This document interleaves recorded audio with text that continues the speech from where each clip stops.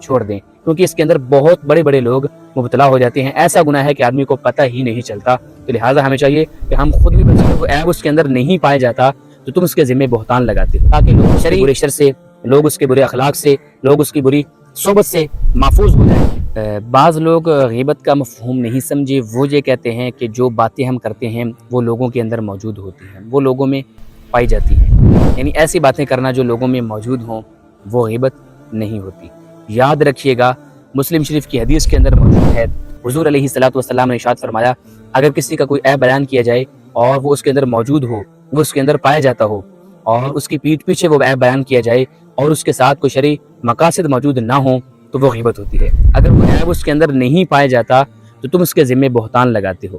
شرعی مقاصد کا مطلب یہ ہے کہ لوگوں کو اس کے شر سے بچانا مقصود ہو، تاکہ لوگ اس کے برے شر سے، لوگ اس کے برے اخلاق سے، لوگ اس کی بری صحبت سے محفوظ ہو جائیں۔